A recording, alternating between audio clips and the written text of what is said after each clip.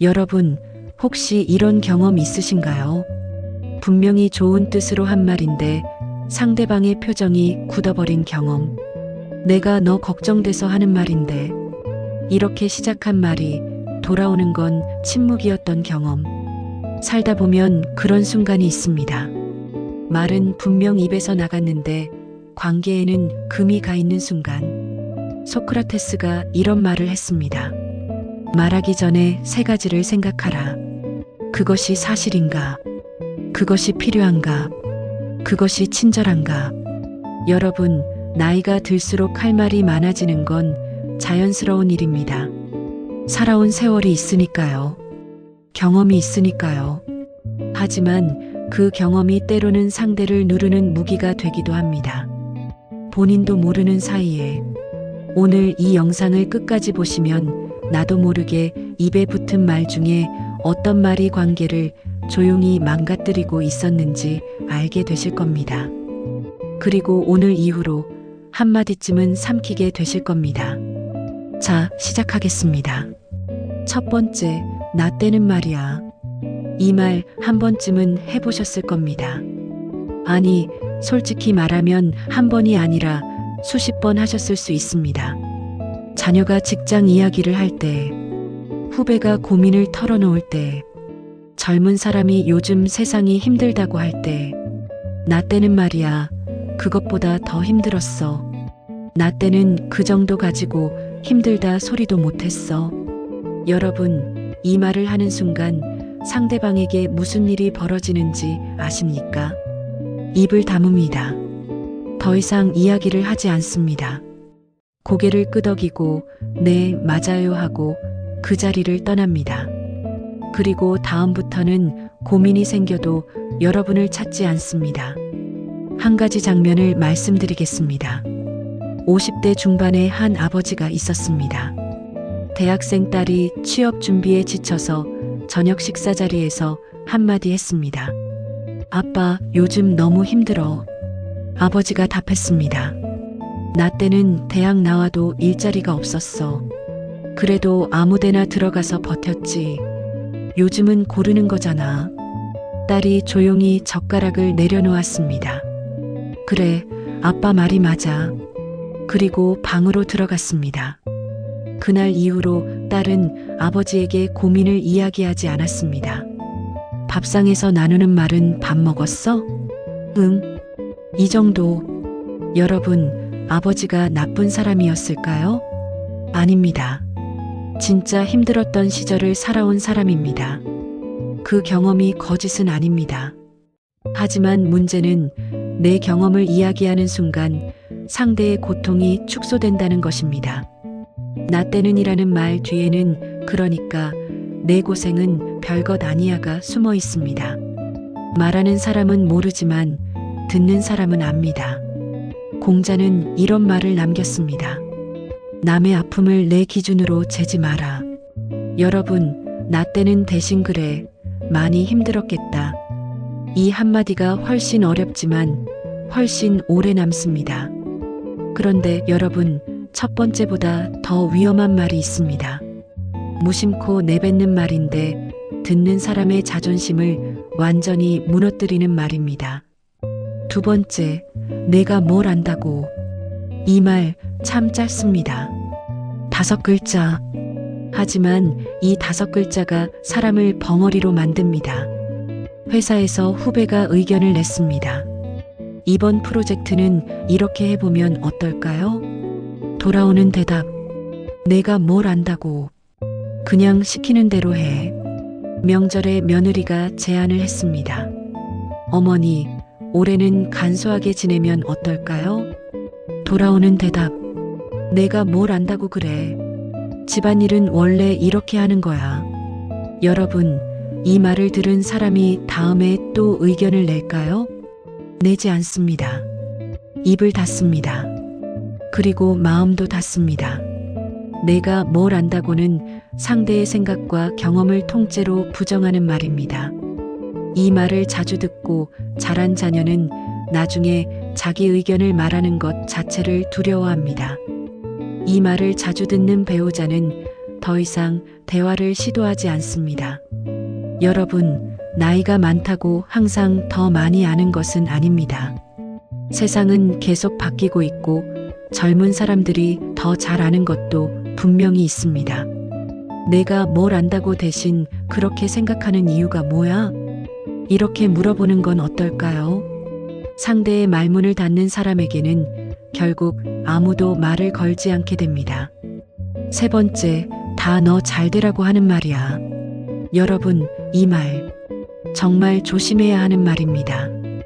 왜냐하면 이 말은 진심인 경우가 많기 때문입니다. 정말로 상대가 잘 되기를 바라서 하는 말, 정말로 걱정이 되어서 하는 말. 그런데 문제는 이 말이 면죄부처럼 쓰인다는 겁니다. 너 그러면 안 돼. 왜 그렇게밖에 못해? 도대체 언제 철들 거야? 이런 말을 한 다음에 다 너 잘되라고 하는 말이야. 이 한마디를 붙이면 어떤 말이든 정당화가 됩니다. 한 가지 장면을 떠올려 보겠습니다. 어머니가 35살 딸에게 전화합니다. 너 아직도 결혼 안 했냐? 주변에서 다 물어보는데 엄마가 뭐라 그래야 하니? 너 나이가 몇인데 아직도 혼자야. 다 너 잘되라고 하는 말이야. 딸은 전화를 끊고 한참 동안 천장을 바라봅니다. 잘되라고 하는 말이라는 건 압니다.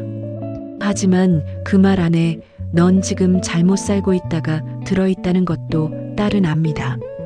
여러분, 진심이라고 해서 상대가 안 아픈 것은 아닙니다. 칼이 녹슬었어도 찌르면 아프듯이 좋은 의도여도 말의 방식이 잘못되면 상처가 됩니다. 잘되라고 하는 말을 하기 전에 한 번만 생각해 보시면 좋겠습니다. 이 말을 듣는 사람의 기분이 어떨까? 진짜로 상대가 잘 되기를 바란다면 조언보다 응원이 먼저일 때가 있습니다. 힘들지? 그래도 잘하고 있어. 이 한마디가 10마디 조언보다 낫습니다. 여러분, 여기까지 3가지를 말씀드렸는데요. 그런데 다음에 나오는 4번째 말은 많은 분들이 습관처럼 하고 계시면서도 왜 이게 문제인지 모르시는 경우가 많습니다. 잘 들어보시기 바랍니다. 4번째, 내가 얼마나 고생했는데. 이 말 사실이지요. 고생하셨습니다. 진짜로요. 새벽같이 일어나 일하고 허리가 아파도 병원 한 번 못 가고 자식들 먹이고 입히느라 자기 옷 한 벌 못 사던 시절. 그 고생이 거짓은 아닙니다. 누가 뭐래도 여러분이 버텨온 세월은 대단한 것입니다. 하지만 여러분, 솔직히 여쭤보겠습니다. 이 말을 반복할 때마다 듣는 사람의 표정이 어땠습니까? 처음에는 정말이요? 대단하시다. 2번째는 네, 고생 많으셨죠. 3번째는 고개만 끄덕입니다. 4번째부터는 눈을 피합니다. 고생 이야기가 반복되면 존경이 아니라 부담이 됩니다. 특히 자녀에게 이 말이 반복되면 자녀는 빚진 기분을 느낍니다. 엄마가 이렇게 고생했으니까 나는 반드시 잘해야 한다. 그 압박이 사랑을 무겁게 만듭니다. 톨스토이가 이런 말을 남겼습니다. 과거의 고통에 집착하는 사람은 현재의 기쁨을 놓친다. 여러분의 고생은 진짜입니다. 하지만 그 고생을 반복해서 꺼내는 순간 고생은 훈장이 아니라 짐이 됩니다. 듣는 사람에게도 말하는 사람 자신에게도 고생한 이야기 대신 그래도 그때 즐거운 일도 있었지. 이렇게 기억을 바꿔보시는 건 어떨까요? 같은 과거인데 꺼내는 방식을 바꾸면 듣는 사람의 얼굴이 달라집니다. 5번째, 그래서 안 된다고 했잖아. 여러분, 이 말은 사람이 가장 힘들 때 듣는 말입니다. 사업이 망했을 때, 이직한 회사가 안 맞을 때, 결혼 생활에 금이 갔을 때, 이미 실패한 사람 앞에서 내가 뭘 했어. 안 된다고 했잖아. 이 말을 하는 사람은 자기가 맞았다는 것을 확인하고 싶은 겁니다.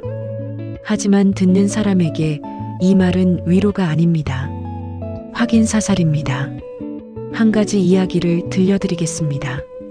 50대 초반의 한 남성이 직장을 그만두고 작은 가게를 열었습니다. 아버지가 말렸습니다. 그 나이에 무슨 장사야? 안 돼. 1년 뒤 가게가 문을 닫았습니다. 빚이 남았습니다. 집에 돌아온 아들에게 아버지가 한마디 했습니다. 그래서 내가 안 된다고 했잖아. 왜 말을 안 듣니? 아들은 아무 말도 하지 않았습니다. 할 수가 없었습니다. 이미 충분히 자기 자신을 책망하고 있었으니까요. 그날 이후로 아들은 아버지에게 어떤 이야기도 하지 않았습니다. 좋은 일도 나쁜 일도 어차피 말해봤자 라는 생각이 마음에 자리 잡았기 때문입니다. 여러분, 안 된다고 했잖아. 대신 고생했다. 다음에 다시 해보자. 이 말이 사람을 살립니다. 맞았다는 것을 증명하는 것보다 상대를 일으켜 세우는 것이 더 가치 있는 일 아니겠습니까? 여러분, 5가지를 말씀드렸습니다. 하지만 6번째와 7번째는 지금까지 나온 것들보다 더 깊은 이야기입니다. 특히 마지막 7번째는 가장 사랑하는 사람에게 가장 자주 하는 말인데 그 말이 왜 위험한지 끝까지 들어보시기 바랍니다. 6번째, 요즘 젊은 것들은 이 말 어디서 많이 들어보셨지요? 사실 이 말은 수천 년 전부터 있었습니다. 고대 그리스 시대에도 어른들이 젊은이를 보며 혀를 찼다는 기록이 있습니다. 요즘 젊은이들은 어른을 공경할 줄 모른다. 그런데 여러분, 재미있는 것이 뭐냐 하면요. 그때 혀를 차던 어른들도 자기가 젊었을 때는 윗세대에게 같은 말을 들었습니다. 요즘 젊은 것들은 이라는 말은 모든 세대가 다음 세대에게 반복해온 말입니다. 문제는 이 말이 집안에서 나올 때입니다. 명절에 온 가족이 모인 자리, 손주가 스마트폰을 보고 있습니다. 할아버지가 한마디 합니다. 요즘 젊은 것들은 폰만 들여다보고 우리 때는 어른 앞에서 전화기를 꺼내지도 않았어. 손주가 폰을 내려놓습니다. 하지만 마음속으로는 생각합니다. 할아버지한테는 말해봤자 모르셔. 이렇게 세대 사이에 벽이 생깁니다. 여러분, 요즘 젊은 것들은이라고 하면 세대 전체를 싸잡아 비난하는 겁니다. 하지만 그 요즘 젊은 것들 안에 내 자녀가 있고 내 손주가 있습니다. 내 입에서 나온 그 말이 내 가족의 가슴에 꽂히는 겁니다. 세상이 바뀌는 것이 불편하신 건 이해합니다. 하지만 바뀐 세상에서 살아가는 것도 나름의 고생입니다. 요즘 젊은 것들은 대신 요즘은 그렇게 하는 거구나. 이 한마디만 바꿔도 대화의 분위기가 완전히 달라집니다. 7번째, 나는 아무것도 바라는 거 없어. 여러분, 마지막입니다. 그리고 이것이 가장 무거운 말입니다. 나는 아무것도 바라는 게 없어. 너희만 잘 살면 돼. 부모님이 자녀에게 하는 말, 배우자가 상대에게 하는 말, 윗사람이 아랫사람에게 하는 말, 이 말 참 따뜻하게 들립니다. 아무것도 바라지 않는다니 얼마나 넓은 마음입니까? 하지만 여러분, 이 말을 듣는 사람의 입장에서 생각해 보시겠습니까? 아무것도 바라는 거 없다는 말을 들으면 상대는 빚진 기분이 듭니다. 아무것도 바라지 않는 사람에게 내가 뭘 해드려야 하지? 뭘 해도 부족할 것 같고 뭘 안 해도 죄인이 된 것 같습니다. 그리고 솔직히 여쭤보겠습니다. 정말로 아무것도 바라는 게 없으십니까? 전화 한 통 바라시지 않습니까? 가끔 찾아와 주기를 바라시지 않습니까? 엄마 밥 먹었어? 한마디를 바라시지 않습니까? 바라는 것이 있는데 바라는 거 없다고 하시는 겁니다. 이게 왜 위험하냐면요. 바라는 게 있으면서 없다고 하면 상대는 진짜 아무것도 안 합니다. 바라는 게 없다고 하셨잖아. 그러면 서운해집니다. 바라는 거 없다고 했지만 그래도 알아서 해줄 수 있잖아. 이 서운함이 쌓이면 원망이 됩니다. 원망이 쌓이면 관계가 멀어집니다. 괴테가 이런 말을 했습니다. 말하지 않으면 아무도 모른다. 여러분, 바라는 거 없다. 대신 솔직하게 말씀하시는 건 어떨까요? 가끔 전화해주면 좋겠다. 명절 말고도 한번 와주면 좋겠다. 같이 밥 한번 먹자. 이렇게 말하는 게 더 용기 있는 일입니다. 아무것도 바라지 않는다는 말 뒤에 바라는 것을 숨기는 것보다 작은 것 하나라도 솔직하게 말하는 것이 관계를 더 오래 이어가는 방법입니다. 마무리 여러분, 오늘 7가지를 말씀드렸습니다. 나 때는 말이야. 내가 뭘 안다고. 다 너 잘되라고 하는 말이야. 내가 얼마나 고생했는데. 그래서 안 된다고 했잖아. 요즘 젊은 것들은 나는 아무것도 바라는 거 없어. 여러분, 혹시 이 중에 하나라도 입에 붙어 있는 말이 있으셨나요? 있으셔도 괜찮습니다. 나쁜 사람이어서 이 말을 하는 게 아닙니다. 살아온 세월이 있고 경험이 있고 걱정이 있으니까 나오는 말들입니다. 하지만 오늘 이 영상을 보신 여러분은 이미 한 걸음 나아가신 겁니다. 이 말이 상대에게 어떻게 들릴까 한 번이라도 생각해 보셨으니까요. 나이가 드는 것은 막을 수 없지만 말을 다듬는 것은 오늘부터 할 수 있습니다. 하고 싶은 말을 다 하는 것보다 한마디를 삼키는 것이 더 어렵습니다. 하지만 그 한마디를 삼킨 자리에 관계가 남습니다. 입을 여는 것은 쉽지만 입을 닫는 것은 지혜입니다. 여러분, 오늘 하루 한마디쯤은 삼켜보시는 건 어떨까요? 그 침묵이 누군가에게는 가장 따뜻한 말이 될 수 있습니다. 여러분의 생각은 어떠신가요? 혹시 나도 모르게 이 말을 하고 있었다 싶은 것이 있으시면 댓글로 남겨주시기 바랍니다. 여러분의 경험이 다른 분들에게도 큰 도움이 됩니다. 이 영상이 도움이 되셨다면 좋아요 한번 눌러주시고 아직 구독을 안 하신 분은 구독과 알림 설정 부탁드리겠습니다. 오늘도 끝까지 들어주셔서 감사합니다. 여러분, 오늘도 수고 많으셨습니다.